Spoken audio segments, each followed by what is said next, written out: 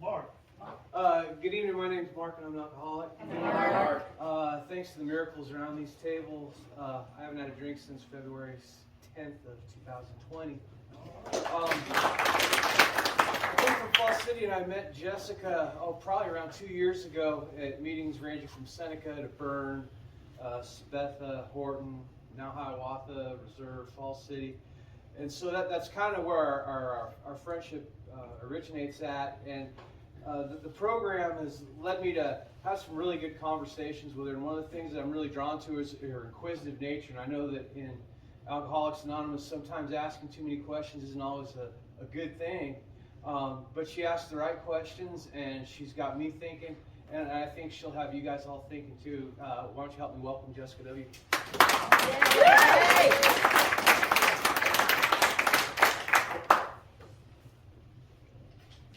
I'm Jessica, I'm an alcoholic. Hi, Jessica. My last drink was September 18th of 2020. I got sober at an underground meeting in Bern in somebody's garage, just like an outlaw. I'm not going to get awkward. It's not going to be awkward. I'm a real alcoholic, pretty much a garden variety, violent woman. I was born an alcoholic. It was predestined. I didn't have a choice. My parents were giving me booze as early as elementary school. When I was 10 years old, I drank a 12-pack of beer by myself. I didn't throw up or anything. My parents did get sober, and they got religion, and I went the other way. I'm pagan, and I got married, I had a kid, and then, I've skipped a lot of stuff. I'm not going to drag you through my traumatic childhood. I'm going to tell you about the time when I was an alcoholic and how I got sober. So, I met this guy, and he was gorgeous. I can't put into words how gorgeous this guy was. He had black dreadlocks, he had blue eyes, every single part of his eyes looked like a different kind of mosaic tile. He had perfect teeth, a tongue ring, he wore a fishnet shirt. He looked like he was carved out of cream cheese. I knew him for 3 days, and we took off to the Ozarks together. Me, him, and my daughter, who was probably 6 or 8 months old. And we stayed down there for a year. And for that year, we camped on the river. You know, we didn't do drugs. There wasn't a lot of drinking. We'd get wine every once in a while. We'd put it in the river and mingle with the tourists. I ended up getting a job at a nursing home down there. We got a little apartment. Everything was freaking awesome. It was the most amazing year of my life. I felt connected to the earth. I felt connected to my religion. We read books together. We wrote poetry together. It was amazing. And when I got pregnant, he wanted to be around his family. He wanted to raise his kid around his family. So of course we come back. So we come back to Holton, and he takes me to meet his friends. And his friends were in this trailer, and I'm not sure they had running water. I went in there, and there was a woman that was asleep on the floor. There was a baby running around, completely unattended. They had black plastic bags over the windows. They had peepholes cut out in the windows with slats over the peepholes. They had their lighters taped together at the end, so when one ran out, they could flip the other one over. And I was like, I'm not going in there. This is not going to happen. So I didn't. I went home to Hiawatha. And then I had my daughter. He wasn't there. We got back together. We tried to do it again. We go back to Holton, and that trailer was still there with those people. And my brother was a meth cook. I grew up around drug addicts and alcoholics and stuff like this. It's just that I was not allowed to behave like that, and I had no interest in hanging out with anybody who behaved like that. I know it sounds very judgmental, but that kept me out of a lot of really bad shit. But when I wouldn't participate in his lifestyle, he started getting violent with me because I was too good for him. And it snowballed into this horrible thing. His friends called me the cops. They hated me. Now, mind you, my family was in Hiawatha. I was going home and getting high. I was doing my own thing. I just was not doing anything with him. Like, he was doing drugs with his friends. I was doing drugs with my friends, but neither of the two would mix. Because his friends were living in a trailer with black plastic bags over the windows, and I was not taking my daughter in there. So, I wasn't drinking heavy at the time, but like I said, I'd always been an alcoholic. So when I did drink and mixing it with the drugs, things just kind of exploded. We fought constantly, and I kept holding on to this idea of this person that I had gone to the river with and spent that year with. I knew that that person was in there, and I thought that eventually he would see that he wanted a family, he wanted me, and the trailer with the black plastic bags over the windows was not how we were going to live, and we were going to be normal people. And I hung on to that for 5 years we were together. And I know that you guys don't know Holton or anything like that. I'm from pretty far away from here. But we ended up splitting up, and we lived in apartments that were just down the street from each other. And I don't know how I ended up there, but I was drinking with my friend, and somebody dropped me off at his apartment. And this is one of the times when, he beat the hell out of me. It was so bad. The neighbors called the cops, stuff like this. And I don't remember anything other than I came to and I was standing on the sidewalk and I was holding my daughter's hand. And I couldn't figure out why I was standing there. So I went home. I went home and I pulled my couch in front of my door because I was afraid he was going to come after me again. And the next morning I realized that I'd left my other two kids in the apartment by themselves. They'd taken him to jail, and I blacked out the entire thing. I didn't remember him going to jail. I didn't remember my kids were in the apartment. I was just standing there holding my oldest kid's hand. And so that we went through that was my first round with TFI. TFI is the foster care system in Kansas. I don't know if you guys know what that is. Oh. Okay, so that was my first run-in with them, and it was when that relationship finally spiraled into nothing that I started drinking every day. And my two kids, his two kids, were in foster care, and I had my oldest daughter, and I remember waking up on my couch, and my daughter had gone through the cabinets because she couldn't find anything to eat, so she ate like a whole box of fruit roll-ups and stuff like this. So I'd passed out like in the middle of the afternoon. After that relationship ended, I went on a violent drinking spree that was fueled with methamphetamines. I'm a little far north to tell this story, but I'm going to anyway. No, I'm not. I don't come up here. I have met people from Nebraska, so if I tell a story and you guys know who it is, I'll end up making an amends I'm not ready for. But I fought a lot. I fought men a lot. I had a lot of drunken triggers, things that would trigger me when I was drinking. And I had a contracting background. My stepbrothers were contractors, and my dad did heating and cooling. So that's where I would, be drawn to those type of people. And it's a great place for a drug addict and alcoholic to hide, is on a crew. So those were the guys that I dated. And I usually, if somebody took me out, I would take them up to Rulo, to the bridge, and try to get them into a fight. And then if they could fight, I'd take them home. And then when I take them home, they'd fight with me. So I was constantly fighting. I ended up at one guy that I took to Rulo, ended up knowing everybody there, fought him anyway, and we ended up going back every weekend. Him and I were together for 5 years.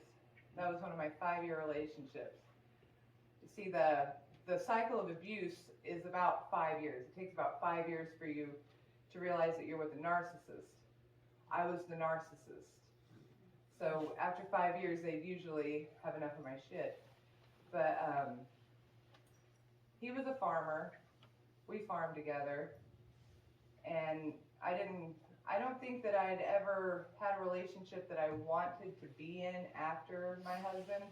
I think that every relationship that I got into served a purpose of some nature. And that relationship was basically for my kids. You know, it was the farming lifestyle. The only problem with the entire thing was that we drank, and we drank so much that we couldn't function. We worked for the Corps of Engineers, we worked for FEMA, we farmed. I mean, when his hand ended, mine began, and we didn't even have to talk to each other to work together. We did really great, except for we fought constantly, because he would say things like, that pig was screaming like a little girl getting raped. And I would be like, well, how the hell do you know what that sounds like? And then I would go to jail. Because if I started to lose a fight, I was going to pick something up and level it out, because I wasn't going to lose. So, you know, that was, he had 4 DUIs, and the cops that came, it was Robinson, Kansas, the cops that would come down there, we actually went to school with them. And they would watch me pack all of my things and on a truck on Saturday night or Friday night, and then they would watch me bring it back Monday or Sunday afternoon, because he had 4 DUIs and I was the only person with a driver's license. So, I mean, this is like literally in the middle of the night, getting all 3 of my kids woken up, dressed, packing our stuff, taking it probably to Holton, and then coming, and this was more than one time. I got 9 child endangerment charges.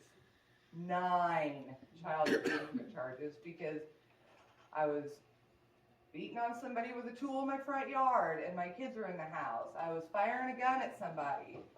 I mean, this was like constant.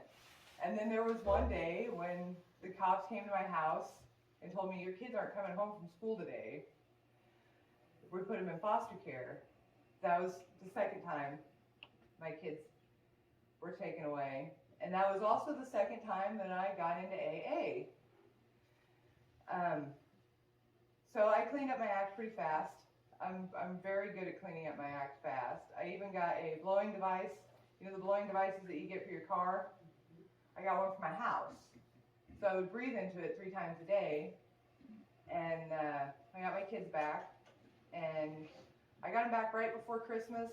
I was drunk and broke our Christmas tree and a bunch of their presents on Christmas. So that wasn't my bottom. Losing my kids twice wasn't my bottom. When you lose your kids twice, you have a bunch of child support you have to pay. When you go to jail every weekend, you get a bunch of fines you have to pay. When you have all this stuff going on, you live in extreme poverty, and you drag your kids through extreme poverty. I mean, I have a bad reputation for a lot of things. But I have a very good reputation for working. I always showed up for work. Even if they had to come and bail me out of jail, throw me a clamato, and send me to work, I was at work. But you can't make enough money to pay all your fines, pay your child support, and I mean, it was bad. Extreme poverty is bad, and it's traumatizing for kids. So, yeah, we went through that.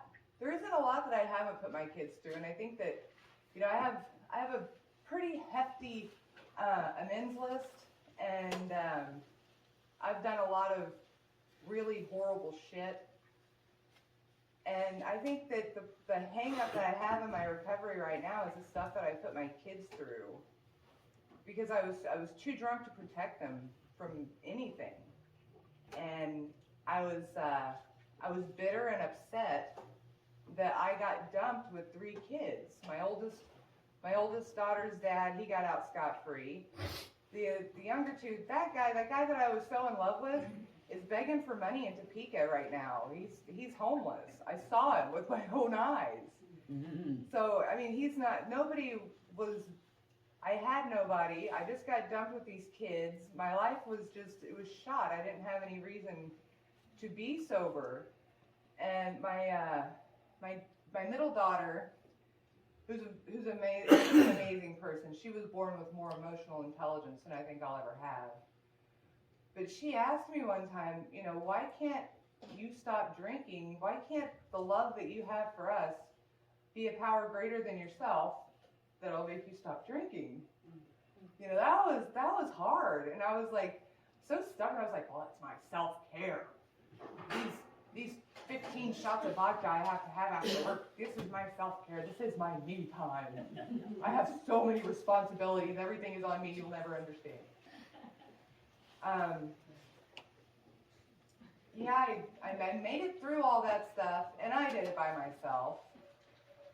And when I got sober, my child support was paid off, my fines were paid off, I had a driver's license, I had a car, I had a good job, and, you know, I was suicide drinking. I mean, I was drinking a pint or a pint and a half of vodka a day, and that's between 5 p.m. and 5 a.m., because I had to be at work at 5 a.m., going to my job and functioning, and I was starting to get sick. And this is, I mean, I started drinking heavy when I was 23, and I'm not telling you how old I am. I was getting ready to do that. I'm not doing it.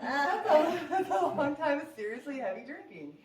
But what it was that got me sober was I took my daughter to Topeka in my little red car that I'm driving now, but I had overfilled it with oil because I was drunk, of course, when I put oil in it.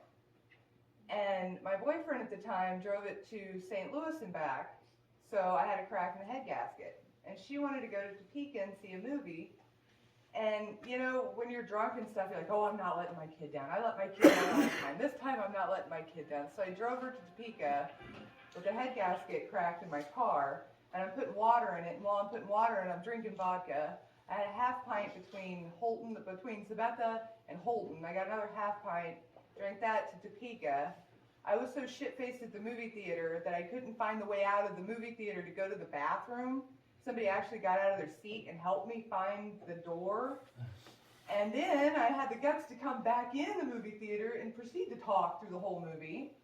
And then when we left the movie theater, we went to Hooters, and I bought a big beer and another shot, and my car died right at the underpass into Sabetha, and some stranger drove us home. No idea who it is. I know it was a truck. I couldn't tell you what truck or who it was. Gave us a ride home, and at that point, I saw backwards. I saw where I'd come from. I saw the DUI, my car at the side of the road, no way to get home. My kid is disappointed in me.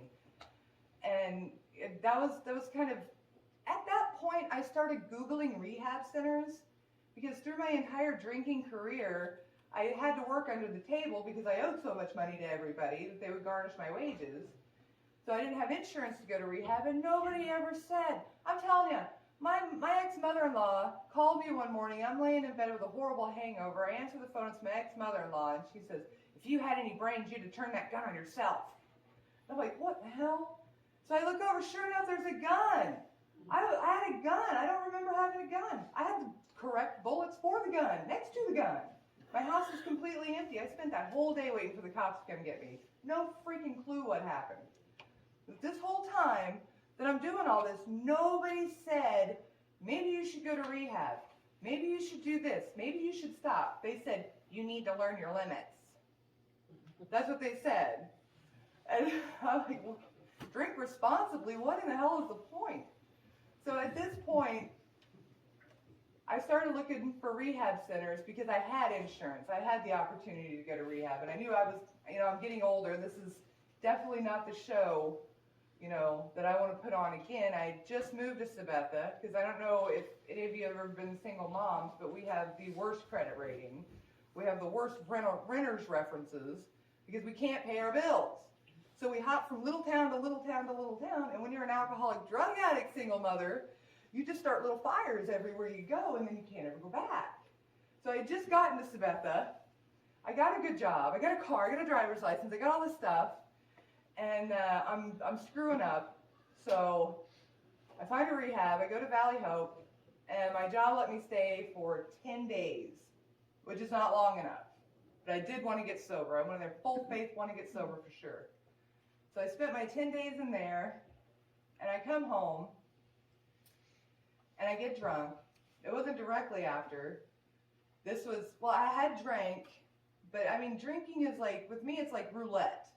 It's like, let's see what's going to happen tonight. Are we What are we gonna have a happy drunk tonight? Are we gonna, break everything in the house? Or what are we gonna do? So I had a few drunks in between there where nothing horrible happened. I disappointed my kids. My daughter had a friend over to the house because it was safe. I'd been to rehab, I was sober. She could have people over now. And sure enough, between Fairview and Sabetha, coming home from work, I was drunk when I got there. And she was disappointed, and she's not talking to me right now. But hopefully that'll change. But I had one good drunk in September 2020 where I passed out in my car. I got out of the car in the middle of the night and I walked down the street to this field that's over by my house. I guess I passed out there and I woke up and this cop was slapping me in the face. So I hit him and I went to jail. So I'm sitting there in jail. I'm like, I've been to rehab. I've done all this stuff. It's time to really get sober because this is the behavior that I showed in Robinson, Hiawatha, everywhere, Holton, everywhere else that I'd lived. This is the same stuff that got me, and they let me go on that. I didn't get any charges for hitting that cop because he had no business smacking me in the damn face to begin with. I don't know what he expected, but they didn't charge me for that, and I was like, this is my go and sin no more. This is, I have no probation, no fines, no charges. I didn't get this one. Let's get sober for real. So that's when I started AA, and I was going to get in there. I was going to work through the steps in 1 year, one step a year. And I got a pretty decent sponsor. I have a hell of a personality. And I grew up by myself. I was an only child. I had 4 step siblings that were my mom's age. So they already had families, stuff like that. So I grew up by myself. When the internet first came out, I had a friend in Europe that told me about this house where her and all these women lived. And they all had their kids there, and they got to run around naked all the time. They drank all the time and stuff like this. Now, I read this on the internet. Polygamy. Okay? Polygamy. I'm like, polygamy? This is how much time I spent alone. I didn't know what it was until the TV show came out and I heard someone else say polygamy. That is how much time I spent by myself. So I have issues with connecting with other people. I'm not the only one. That seems to be a common trait with all of us. So when I came in and I got my sponsor and I'm ready to work all the steps and just as fast as I can, there was somebody that came in and they were talking all this stuff about me like they knew me. So I called my sponsor. I'm like, this girl said this, this, and this, and this. And my sponsor says, who fucking cares? And she hung up the phone. And I was like, well, that is not the sponsor for me. I have lived a very rough life. People have talked to me rough my whole life. I had it out there. I'm not having it in here. So they're with that sponsor. So then I got a sponsor in St. Joe, so I like to go to those meetings over there. And that didn't work out very well either because I was inconstitutionally capable of being honest with myself. So she dropped me. I had Denise, the Kickapoo Res, but I was always too scared to call her. So I went through all of this stuff, and then I went through all this personalities, conflicting personalities. I've been through the program twice when I lost custody of my kids. I know how this program is supposed to go. I've read the book. So I come in with all of these conflicts of personalities, and I'm just throwing them at everybody because I am not comfortable in a room with people who are trying to like me. I'm comfortable in a room where everybody hates me. I know what to expect. So if you don't already hate me, I'm going to make you hate me so I can be comfortable. Because the villain is the one thing that I know I can play. That's my ego. That's my defense thing. That's the thing that's kept me safe for so long. So I had it with my little these small town meetings, all these small town people. They never been anywhere. They ain't never been past a cornfield in their house. They don't know nothing. So I'm going to go to Topeka. I'm going to go to real meetings with people who know stuff, been somewhere, seen things. So I go down there and I'm talking about all these meetings and stuff like this, and this girl's like, that's noise. That's all the noise that you have in your head, and you're going to have that noise for about 18 months. Everybody goes through it. So it was like, once it was named, once somebody put a name on it and told me this is part of the process, I came back and I'm like, I'm sorry, I was such a bitch to everybody. Can I come back to And they let me in. And you know, that's not the only growth process that I've gone through. It was the ego thing. When I found out what that ego thing was, that freaked me out. It triggered my ego. So I was at the Topeka meeting. I like going to the Topeka meeting because those girls are not afraid to tell me exactly how it is. They're in no way intimidated by me, and they will just tell me. So we were talking about ego, and they gave me 3 different things to look up for ego. And it was basic psychology. And I'm like, well, I took basic psychology, the ego, the id, well, I know all that. That's fine. And so I started Googling ego on my own, and I found this article where it said that when you're in recovery, you need to write a letter to your ego, thank it for protecting you all these years, and then let it go. And I said, bull fucking shit. I will lock my front door and drink myself to death before I give up an ounce of anything that got me here. I've been through hell, and I did that, you know? So then I had to call around and I had to ask everybody about, tell me about your ego.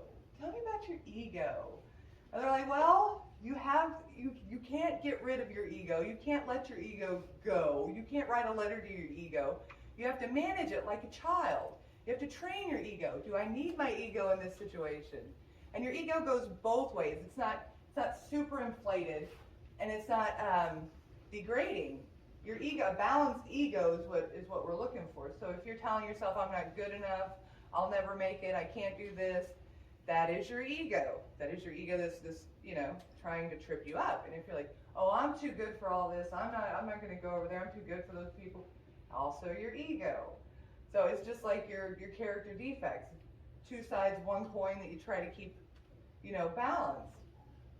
And I'm not good at that.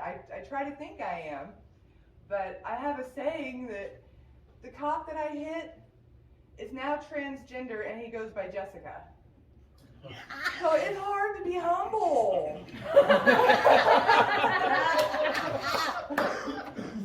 So that's my catchphrase. It's hard to be humble. Well, it was until I found out that humility is your willingness to be wrong.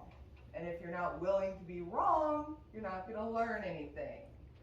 So being a woman, being attractive, and being in a man's workplace, I've always had to put on this ego of assertiveness. I learned to talk down to men at a very young age, and I'm really, really good at it. It's a language that has gotten me jobs, it's gotten me out of bad situations, stuff like this, but it's not something that I want to carry with me into the future. Where was I going with that other than feminism didn't do anything but give women more work?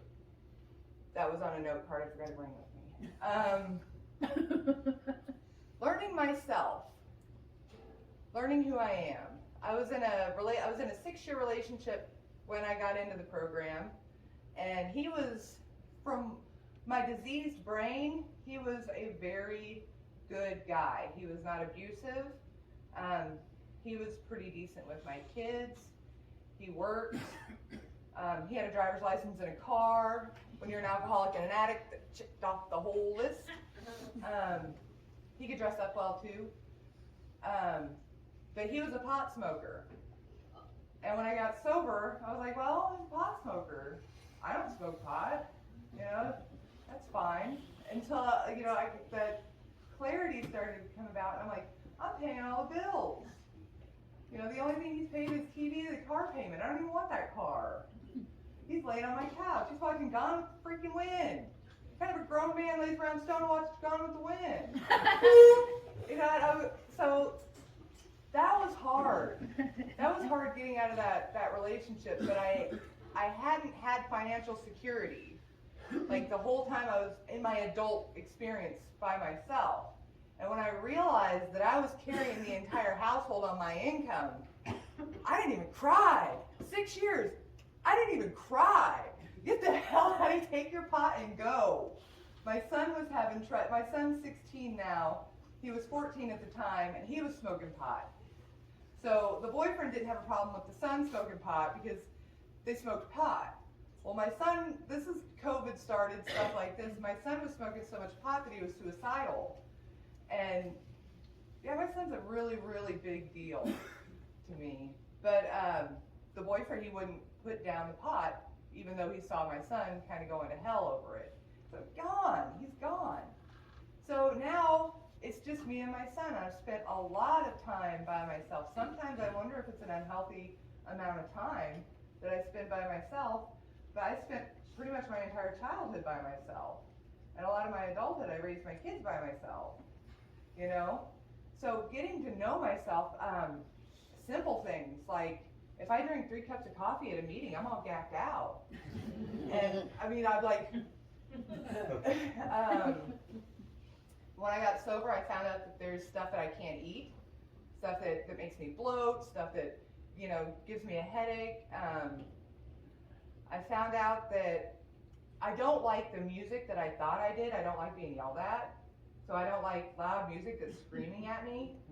So I haven't listened to that since I got sober. My 2 daughters, I've got one that's 21 and I've got one that's 18. The 18-year-old, she's in college. The 21-year-old is, she's proof that my family is nuts. She doesn't drink, she doesn't do drugs, but she's nuts. She's fun to watch. She's got a tag, a 30-day tag on her car from September. And she's just everywhere. I don't know how she does it, but she's fun to watch. I can remember being her age. So it's just me and my son, and my son really had a hard time with me being an alcoholic. I think my daughters grew up that way, so it was kind of a normal for them. And then when I got sober, they were just kind of happy I wasn't going to die. Because my middle daughter would tell me that all the time, you're going to drink yourself to death. And that didn't make me get sober either. But when I got sober, my son fell apart. It was like, it was finally a safe place for him to feel his feelings. So he went through recovery at the same time I'm going through my first, I don't know what that means. 3 minutes. I only have 3 more minutes to talk? Yeah. You guys are awesome, thank you.